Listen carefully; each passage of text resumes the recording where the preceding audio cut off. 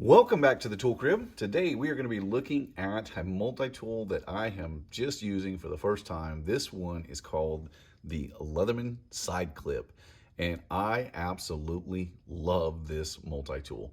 Now this is actually not mine. This is on loan to me by one of my viewers, Mr. Camphor Lynn, who was kind enough to send me several of his multi-tools to showcase here on the channel.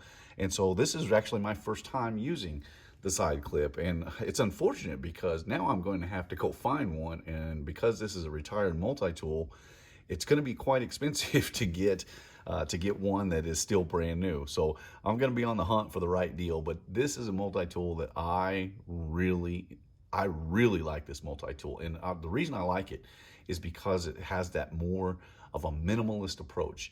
It doesn't try to do too much, it just does what it does, and I like it for that reason.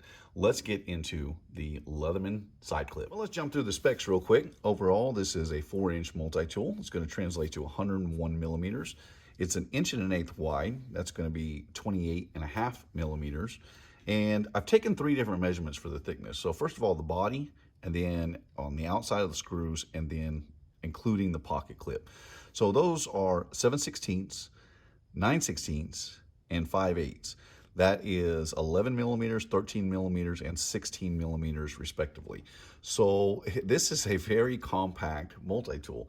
Now weight on this is 5 ounces even, or 142 grams. So this is a very, very compact multi-tool, and it comes with, as the name implies, that included pocket clip, which really kind of sells me on this one. Let's get into the tool set of the Leatherman Sideclip. Well, the first thing that we're going to look at is its namesake, and that is the pocket clip, or in this case, the side clip. So the clip is actually very well integrated into this tool. It attaches through one of the pins here, and then in the body, they have a little cutout, and they put a little break in it, and that provides that second point of contact, if you will. Now, there is a little bit slight movement on this clip, but it is very minimal, and I like the implementation of how they did this clip. I would just wish they would do this in some of their other multi-tools that fall along this classic style, like the PST2 did. And of today's multi-tools, the Rebar and the Super Tool 300 could benefit from a clip like this, especially the Rebar. So if we get it opened up, now one thing to note is this one operates really smoothly. So it incorporates the needle nose pliers, which are pretty standard for Leatherman stuff, especially, like this is more reminiscent of what the original Wave plier head looked like. It comes with very nice teeth, fine cut teeth on the needle nose portion. Includes your regular pliers, and then it has the non-replaceable, because this is one of the older models, wire cutters and hard wire cutters. But this thing operates super smooth. Of course, being an older multi-tool, I'm sure it's broke in quite well. So in the first handle, and by the way, all of the inside tools are slip joint. They're not locking. So the first one is your 420 8C blade, and I haven't even checked the measurement on this one, so we'll look at it, and it looks to be right at 2 inches, just a touch over 2 inches in overall length. Normally I like blades that are longer in this frame size, but how this one's implemented, I'm okay with this one. This was a nice knife blade in there, actually. Then if we get the other 2 tools out on this side, we have 2 different size flat screwdrivers. This one appears to be, let's see, actually, if I got my tape measure here, I'll check it real quick. I think it's 5/16, but we'll make double sure. No, this one's quarter. This one's quarter, and so this one's going to be 3/16. So we're 2 really good screwdrivers in here. I especially like the quarter because that can double as a light-duty pry tool as well. And then if we flip around to the other side, it has pretty common can opener. I think this is the same style can opener that came in the PST and the PST2.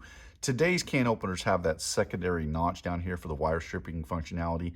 This one does not. This is strictly your combination can opener, bottle opener, though it really works better as a can opener. And then let me see if we can get this one dug out. Actually, there's a notch for both of them, a little nail notch for both of these. So the next one is, that appears to be 1/8 inch screwdriver. And the last one, and this is popular one for a lot of people that like an integrated #2 Phillips. I like the fact that this is on here. I like the way they did this. They do this in a couple different multi-tools. So for this longer tool, they put a narrow shank on it, and then as it passes by the other tools, they're able to broaden it out and give you that three-dimensional Phillips. So when it's seated, it seats very nicely down there. And then if we close this up, you notice how tight the fit is on all those tools too. How they really, this is really designed really well actually. There's just not a lot of space. Even on that screwdriver, you can see how it just barely passes by the needle nose head, and the same thing is true of the knife blade on the other side. There is very, very minimal clearance, so they've really gotten about the longest knife blade in there they possibly can. Now, one other feature to this, you may notice this little notch here. There used to be an attachment that Leatherman sold. It was their tool kit. And what it allowed you to do was you could clamp that in between the two halves of the handles, and then that little notch actually seated part of that mechanism. So when you closed it, it gave you a 1/4-inch bit adapter. Now that's something they don't use anymore. That's been a long time discontinued, and I actually don't own one of those because well, they're very expensive if you want to find one new today. There's some of them ranging about $200 is what people ask for them. So I don't have one of those, but it was nice that they figured out a way to implement a way to get different drivers in there. Now, this thing is very compact and very lightweight. I love the way this is implemented. I love the fact that it doesn't try to do too much either. This is definitely one that I think could make a comeback in a second version. Now, I've tried to give it a little bit of thought on what I think a second version of this tool could look like and how they can implement it. And I really don't want to increase the size of this one because I like that minimalist feel to this. It gives you just enough to be constructive, to be useful, but it's not overbearing. We have other multi-tools like the Wave, like the Charge series, the Rebar. There's other multi-tools that fill that void for more of that toolbox approach. I think this fills that void of a more minimalist approach. Now, a couple things that I would leave on here. First of all, I would leave the larger driver for sure and the knife blade. I think this blade, or excuse me, this screwdriver and this screwdriver could be swapped out though. And what I'd like to see would be a dedicated, the bit exchanger, I think could be implemented into this tool. Now, the last tool would be in the screwdriver here. I really feel like in today's world, a tool that might be more useful there, and it's just because I'm a big fan of it, is a package opener. So, or a pair of scissors might actually fill the void a little better. So if you could add in a pair of scissors on the long side here next to the plier, be the same size as the knife. That'd be the side that you could get the longer tool in. Maybe switch out this driver and put it in the center, and then eliminate this driver and this driver in favor of the bit exchanger. Maybe a redesigned can opener, but I think that would really fill a void. I like this multi-tool a lot because of the fact that it's really lightweight. It's super easy to carry. It doesn't try to do too much, and that's just one of the things I really love about this. And by adding in a bit exchanger, then you could kind of eliminate where this notch was. It doesn't, not a direct replacement for what they used to do, but this is one that I feel could be updated.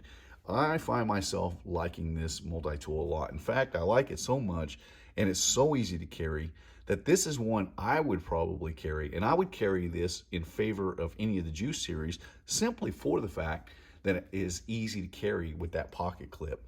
Now, if you were to add pocket clips to some of the other models, obviously that changes the conversation, but I do like this multi-tool quite a bit. It is super lightweight, super compact, and there is that one last feature that I always seem to forget one.